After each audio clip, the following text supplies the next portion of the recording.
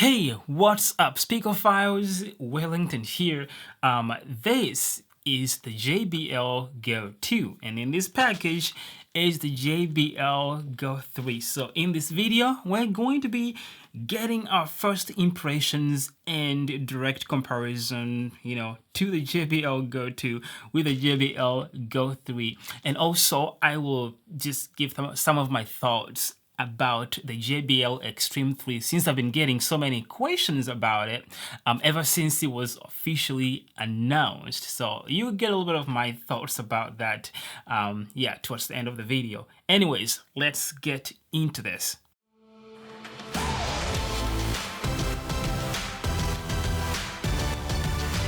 JBL Go3, how does it come? I get my receipt in there, not really interested right now. Oh man, look at that. It's the real thing.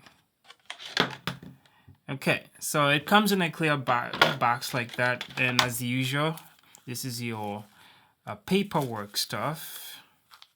A lot of paperwork, and in here is your USB-C cable. Just mainly paperwork, USB-C cable, that's all you get. And this is the speaker. Man, the feel in the hand is like, it's not gonna go anywhere. Like, you get a lot of good grip to this new design. It's pretty nice, comparison. They're about the same size, pretty much the same size actually. But this one is a little fatter, understandably, because of the fabric design that they went with. But yeah, it's a little bit thicker, but as far as the other dimensions, they seem like they're basically the same. Nice, lanyard, is that what you call that? Or just a handle, whatever. Then you have your USB-C charging right there. Pretty nice. Your media control on top there. In the back here, that's kind of cool. I'm not sure why. Oh, this is just so I guess if you have to set it maybe down, it sticks a little bit. But this right here is the real deal. Like this, doesn't move. Maybe this is here just for the design, because I don't see holes there for like air movement or anything. Completely sealed off. And yes, on the side here, the power button, Bluetooth, and then the Go3 right there. That's pretty sweet. I kind of want to turn it on because there's nothing really to talk about on here. It's the IPX7 rated. No, I think it's actually IP67. Did I say X7? Yeah, it's actually 6.7, which is better than IPX7. 5 hours of playtime. Pretty cool. But that's the same as this guy here too. Those are the main thing they advertise on here. 5 hours of playtime, IP67. Oh my gosh. What's wrong with me today? I need to go to bed. Yeah, so a 43 by 47 millimeter driver, 4.2 watts, 110 to 20k kilohertz as far as frequency response, 2.5 hours to fully charge, Bluetooth 5.1. That's mainly it. If you want, you can pause that. I actually have a video about it. Go watch my previous video that has the full spec sheet in there and everything that you need to know about this speaker. Anyways, I think I'm gonna go ahead and turn it on.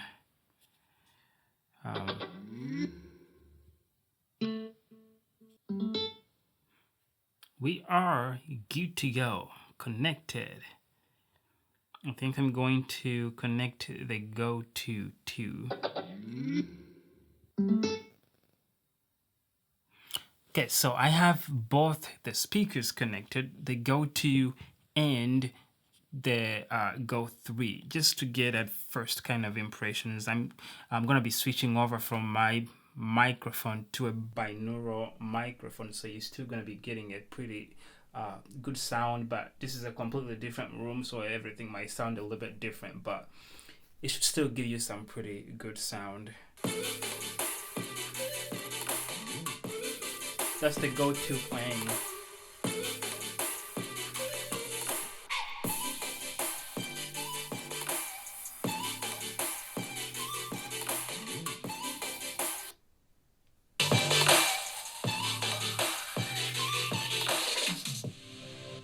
I can already tell there's some pretty good improvement. I'm gonna have to turn them around so I can kind of listen to them, so I can tell you what I think.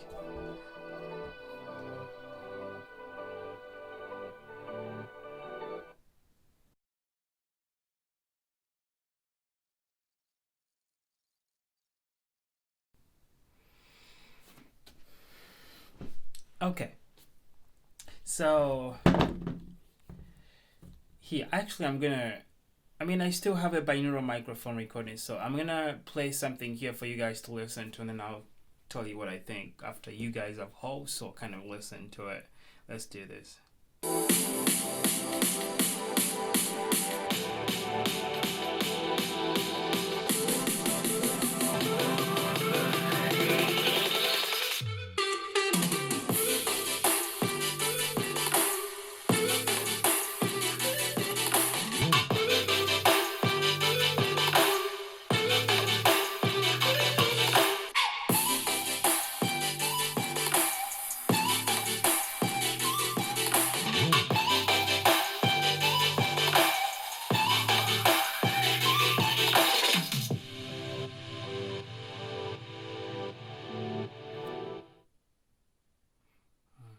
Did you hear that?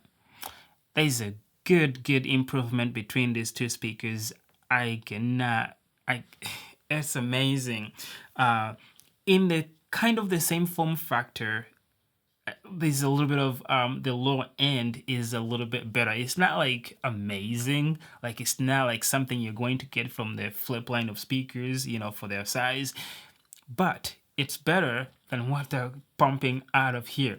And I've also noticed that this guy here has a lot of DSP. The DSP in here is like very aggressive. Like you can hear it, when everything dies down, the speaker comes back up, when the kick drops in, it pulls it down, and you can hear the up and down, like the DSP trying to control stuff. Whereas here, you don't really hear that. It's constant. The highs are good, the mids and everything, to me, they sound like an improvement there. But also, loudness is quite different, honestly. Like at about 75% this guy playing, you are at maximum volume on here, and then this just gets louder from there. So there's quite a difference in loudness. This guy is way louder now, which is amazing. Amazing. Now I'm also going to be comparing it to the JBL Clip 3 and the Clip 4 when it finally comes, so subscribe so you don't miss out on that. But I think I'm going to end this video right there. If you want me to make a sound battle dedicated to these two up in my recording studio, let me know in the comment section. I'll still go do that for you guys. But there's definitely an improvement, like crazy. I just like the design of this though. It just looks like classic, awesome looking speaker, which is amazing. Okay, let's talk about the JBL Xtreme3. I was wrong. My video that I talked about that speaker, the leaks that we were seeing, I personally think this is a fake Xtreme3. There's no way. That just looks ugly to me. If anything, it's some sort of fake JBL Xtreme2 or something like that. I don't know. Side bumpers. I was wrong. Side bumpers. I didn't think that was going to be the right design. I didn't think that they was going to go with that, but they did. The side bumpers are basically EVA foam overmolded with silicone transparent on the top. Yes, who knows? Principal industrial designer Harman. What if you are skating and you're falling with your Xtreme? It has a strap on it. If someone is going to be running around and doing all that kind of stuff, use the strap. It won't fall. To protect your product when it's is falling sideways to bump back. It's not like you have to hold it in your hands. Can you see these ones? That does not mean that I like them. Side bumpers. Just don't like it. I hope you like the story.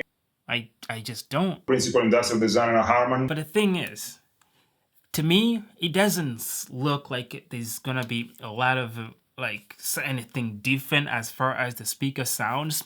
There might be a little bit of improvement in the sound, a little bit, but the drivers are completely the same. The form factor is pretty much the same, except for those bumpers that they added to that speaker.